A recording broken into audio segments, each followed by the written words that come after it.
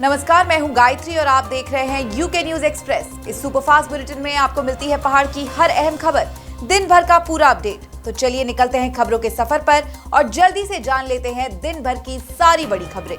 चारधाम यात्रा में बड़ी संख्या में यात्रियों के पहुंचने के चलते हो रही अव्यवस्था और यात्रियों की परेशानी को देखते हुए ऋषिकेश में चारधाम यात्रा का ऑफलाइन रजिस्ट्रेशन 2 दिन के लिए बंद करा दिया गया है।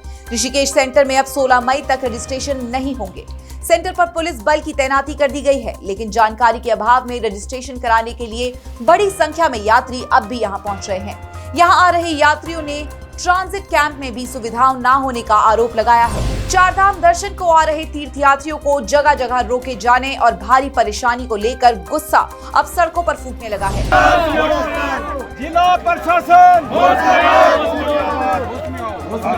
जिला प्रशासन, जिला प्रशासन, जिला प्रशासन।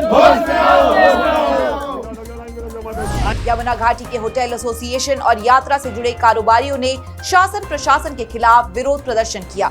चारधाम यात्रा में आ रही लचर व्यवस्थाओं को जल्द ठीक करने की मांग की। ये विरोध प्रदर्शन उत्तरकाशी के पालीगाड़ में हुआ। पालीगाड़ वो जगह है जहां से यमुनोत्री धाम के लिए वाहनों का सिंगल गेट सिस्टम शुरू किया जाता है। हरिद्वार से लेकर के और यमुनोत्री तक कम से कम 7 जगह इन्होंने यात्रियों को परेशान करके रोका हुआ है।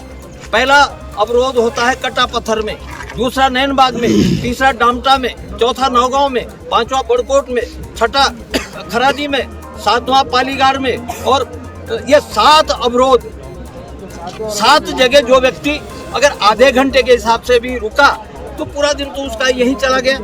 मेरा शासन प्रशासन से और माननीय मुख्यमंत्री जी से ये निवेदन है कि आप ये जो देश विदेश से अथाह श्रद्धा लेकर जो ये श्रद्धालु आ रहे हैं, ये चारधाम यात्रा करने आ रहे हैं, इनको यात्रा करने दीजिए, इनको यातनाएं मत दीजिए, इनको सजाएं मत दीजिए। ये यात्रा करने आ रहे हैं, ये सजा काटने आ रहे हैं। एक एक जगह जो है 14 घंटा, 15 घंटा, 16 घंटा जो है गाड़ियों में बैठ के कितना रुकेंगे। चारधाम यात्रा में हो रही अव्यवस्थाओं पर गढ़वाल कमिश्नर का बयान आया है। कमिश्नर विनय शंकर पांडे के मुताबिक इस बार यात्रा में पिछली बार की तुलना में करीब 2 गुना ज्यादा श्रद्धालु आ रहे हैं। इससे यात्रा में दबाव पड़ रहा है। कमिश्नर के मुताबिक श्रद्धालुओं की ज्यादा संख्या की वजह भी ये है कि जिन श्रद्धालुओं की दर्शन तिथि दूर है वो भी उस तिथि से पूर्व दर्शन कर रहे हैं। मॉर्निंग में मुख्य सचिव महोदया की अध्यक्षता में एक पुनः बैठक हुई। मुख्यमंत्री जी के बड़े स्पष्ट निर्देश थे। हम लोगों ने जो इस मीटिंग में 2-3 चीज़ें ऑब्जर्व की, तो इसमें एक चीज़ हमारे प्रकाश में आई कि ऑफलाइन रजिस्ट्रेशन जब हमारा प्रारंभ हुआ तो उसमें किसी को डेट 20 मई की मिल रही, 21 मई की, 22 मई की, इस तरह से मिल रही हैं, जैसे जैसे डेट बढ़ती जा रही हैं। ये फीडबैक आया कि उन लोगों ने भी जिनको 20, 21, 22 के रजिस्ट्रेशन थे, उन्होंने भी यात्रा 11 तारीख से ही प्रारंभ कर दी। तो हमारे जो ऑनलाइन रजिस्ट्रेशन के यात्री थे उसके साथ साथ जो ये ऑफलाइन वाले आए, इनकी भी संख्या जुड़ गई, गाड़ियाँ भी इनके साथ जुड़ गई। ये एक विषय प्रकाश में आया है। इसके लिए आज निर्देश दिए गए हैं। लगभग 75% या लगभग डबल की संख्या में हमारे श्रद्धालु यहाँ आ रहे हैं, जो हमारे लिए सौभाग्य की बात है। लेकिन इसके साथ साथ कुछ चुनौतियाँ होती हैं। एक व्यवस्था का एक सिस्टम होता है। चारधाम यात्रा मार्गों पर जाम, बेइंतजामी और श्रद्धालुओं को हो रही समस्याओं को लेकर प्रदेश में सियासत तेज होती जा रही है। कांग्रेस लगातार धामी सरकार को घेर रही है, कह रही है कि यात्रा से पहले किसी तरह की जमीनी तैयारी नहीं की गई और सिर्फ दावे होते रहे। कांग्रेस ने बद्रीनाथ धाम में हुए विरोध प्रदर्शन को लेकर भी सरकार पर निशाना साधा। वहीं बीजेपी भी कांग्रेस के आरोपों का जवाब दे रही है। शुरुआत से ही तीर्थ पुरोहितों का, व्यापारियों का विरोध जिस तरीके से सामने आया है, जिस तरीके से जो है व्यवस्थाएं चरमराई हुई हैं, इससे साफ है कि सरकार ने जो है पिछले वर्षों की जो है तीर्थ यात्रा से कोई सबक नहीं सीखा और व्यवस्थाएं नहीं सुधारी। इसीलिए जो है अव्यवस्थाओं का अंबार लग गया और अब जो है सरकार को व्यवस्थाएं सुधारनी भारी पड़ रही है। और इससे प्रदेश की छवि जो है पूरे देश में खराब हो रही है, क्योंकि पूरे देश और दुनिया के श्रद्धालु चारों धामों के दर्शनों के लिए आ रहे हैं और उनको अव्यवस्थाओं का सामना करना पड़ रहा है। नहीं, देखिए, उनका विरोध प्रदर्शन नहीं था, बल्कि उनका एक सजेशन था कि वीआईपी दर्शन से श्रद्धालुओं को दिक्कत या परेशानी ना हो। इसी को लेकर के उन्होंने अपना एक सजेशन दिया है। और माननीय मुख्यमंत्री जी ने तो पहले ही आदेश कर दिया था कि 15 दिन के लिए कोई भी वीआईपी मंदिरों में नहीं जाएंगे। तो मुझे लगता है कि ये एक बहुत ही अच्छा निर्णय है सरकार का कि तमाम जो श्रद्धालु प्रदेशों से आ रहे हैं, क्योंकि मंदिर में तमाम सभी वीआईपी हो या एक आम नागरिक हो, सभी के लिए अब भगवान के दर्शन एक समान होते हैं। तो मुझे लगता है सरकार का ये बहुत ही अहम फैसला है और बहुत ही बढ़िया फैसला है। इसमें आने वाले श्रद्धालुओं को भी कोई दिक्कत नहीं होगी और जो वहाँ के रहने वाले नागरिक हैं, स्थानीय लोग, उनको भी कोई प्रॉब्लम नहीं होगी। चमोली जिले में स्थित बद्रीनाथ धाम में स्थानीय लोगों के प्रदर्शन के बाद वीआईपी दर्शन व्यवस्था खत्म कर दी गई है। पर्यटन सचिव सचिन कुर्वे ने इस बात की जानकारी दी है। बद्रीनाथ में वीआईपी व्यवस्था और बामणी गांव की ओर जाने वाले रास्ते को बंद करने के विरोध में स्थानीय लोगों ने प्रदर्शन किया था, जिसके बाद जोशीमठ के एसडीएम ने धरना स्थल पर पहुंचकर वीआईपी व्यवस्था को खत्म कर दिया। इसके साथ ही वीआईपी के लिए बने टेंट शेड को भी उखाड़ दिया गया है। अब आम हो या खास, सभी कतार में लगकर दर्शन के लिए बद्रीनाथ मंदिर में प्रवेश कर पाएंगे। हालांकि जिनके लिए सरकार की ओर से प्रोटोकॉल जारी किया गया होगा, वो अभी भी वीआईपी दर्शन कर सकते हैं। केदारनाथ, बद्रीनाथ, गंगोत्री और यमुनोत्री धाम के लिए मई महीने में यात्रा के लिए ऑनलाइन रजिस्ट्रेशन फुल हो चुके हैं। 4 धाम यात्रा के लिए रजिस्ट्रेशन का आंकड़ा 26 लाख के पार हो चुका है। 4 धाम यात्रा शुरू होने के बाद से 2 लाख से ज्यादा श्रद्धालु 4 धामों में दर्शन कर चुके हैं। 15 अप्रैल से 4 धाम यात्रा के लिए रजिस्ट्रेशन शुरू हुआ था और सोमवार तक 26 लाख से ज्यादा श्रद्धालु रजिस्ट्रेशन करा चुके थे। पिछले साल 56 लाख श्रद्धालुओं ने 4 धाम यात्रा की।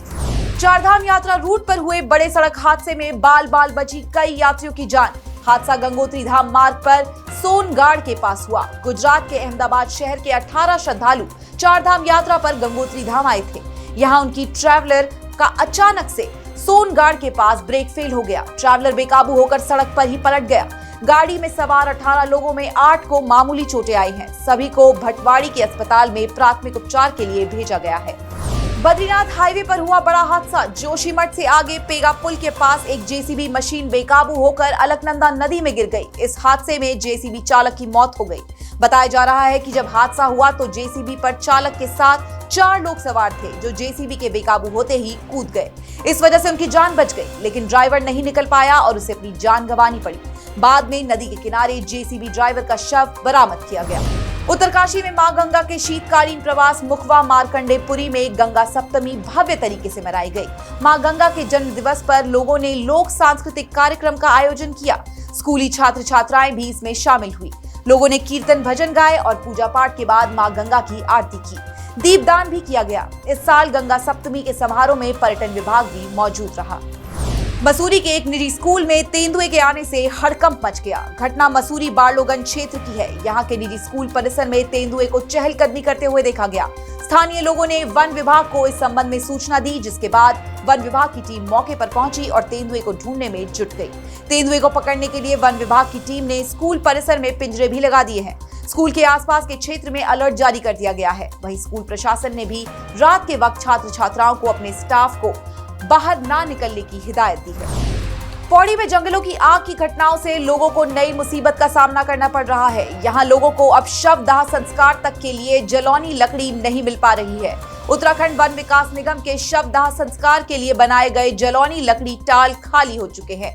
लोगों को अब शवदाह संस्कार के लिए निजी लकड़ी टाल पर निर्भर होना पड़ रहा है। निगम के टाल के मुकाबले निजी टाल में जलौनी लकड़ी बहुत महंगी है। लोगों का कहना है कि जलौनी लकड़ी के लिए उन्हें प्रति क्विंटल 500 रुपए ज्यादा चुकाने पड़ रहे हैं। प्रशासन ने जल्द समस्या के समाधान का भरोसा दिया है। श्रीनगर में भी किसी का है प्राइवेट, और ज़्यादातर लोग वहीं वो करते हैं, उधर ही से वो करते हैं। और बाकी जो है उधर से रुद्रप्रयाग की तरफ से भी डूंगरी पंथ में वो है वन निगम का डिपो, वहाँ से भी लोग ले लेते हैं। और वर्तमान में डूंगरी पंथ में भी लकड़ियाँ नहीं है। अंतिम संस्कार के लिए भी लकड़ी की व्यवस्था नहीं हो रही है, तो इसमें तो थोड़ा शासन प्रशासन को भी देखना पड़ेगा, क्योंकि जो यहाँ पे लकड़ी टाल है वन विकास निगम का, उसमें लकड़ी नहीं है और ये गरीब लोगों के लिए बड़ी दिक्कत हो जाती है। क्योंकि अधिकतर जो हमारा पौड़ी है अंतिम संस्कार के लिए श्रीनगर जाते हैं, और श्रीनगर जाने से पहले यहाँ पे जब लोग टाल में लकड़ी लेने जाते हैं तो वहाँ पे जो है कि पता चलता है कि लकड़ी नहीं है। इस मुद्दे पर डीएफओ साहब से बात हुई थी और डीएफओ साहब के द्वारा ये अवगत कराया गया कि वर्किंग प्लान एक्सेप्ट न होने के कारण इन्हें लॉट्स नहीं मिल पा रहे हैं। तो इस संबंध में जो भी आवश्यक कार्रवाई की जानी है उसके लिए मेरे द्वारा निर्देशित भी किया गया है, और जो टेम्प्रेरी अरेंजमेंट्स किए जाने हैं उसके लिए भी मैंने उनसे डिस्कस किया है। मैं उम्मीद करता हूँ जल्दी इस कंडीशन में सुधार आएगा। पूर्व मुख्यमंत्री और कांग्रेस नेता हरीश रावत लोकसभा चुनाव में संभालेंगे अन्य राज्यों की कमान। हरीश रावत ने खुद ये जानकारी दी है। हरीश रावत के मुताबिक उनकी शारीरिक स्थिति ठीक नहीं है, लेकिन अन्य राज्यों में वो चुनाव प्रचार करेंगे। 16-17 मई को हरीश रावत दिल्ली में चुनाव प्रचार करने पहुंचेंगे। इसके बाद हरियाणा में भी कांग्रेस उम्मीदवारों के लिए वोट जुटाएंगे। उत्तराखंड में 19 अप्रैल को पहले चरण के तहत मतदान हो चुका है। थोड़ा सा मेरी शारीरिक स्थिति है, लेकिन फिर भी मैं 2-4 जगह तो जाऊंगा ही जाऊंगा। मैं 16-17 तारीख को दिल्ली निकल रहा हूँ। दिल्ली में भी करूंगा, दिल्ली के अगल बगल और भी जगह जहाँ मुनासिब होगा हरियाणा आदि में चुनाव प्रचार। यूपी के मुख्यमंत्री योगी आदित्यनाथ की मां सावित्री देवी को तबीयत बिगड़ने के बाद ऋषिकेश एम्स में भर्ती कराया गया है। एम्स की तरफ से कहा गया है कि सीएम योगी की मां को बढ़ती उम्र के साथ होने वाली स्वास्थ्य समस्याएं हैं। सीएम योगी की मां 85 साल की हैं। उन्हें ऋषिकेश एम्स के जीरियाट्रिक वार्ड में भर्ती कराया गया है। एम्स प्रशासन उनका रूटीन चेकअप कर रहा है। योगी मई 2022 में उत्तराखंड दौरे पर आए थे और तब वो अपनी मां से भी मिले थे। तो इस बुलेटिन में हमने आपको दी उत्तराखंड की कई अहम और जरूरी खबरें। फिलहाल के लिए इतना ही। उत्तराखंड की ऐसी ही अहम खबरों से हम आपको रोज रूबरू करवाते रहेंगे। आप जुड़े रहिएगा श्रेष्ठ उत्तराखंड के साथ।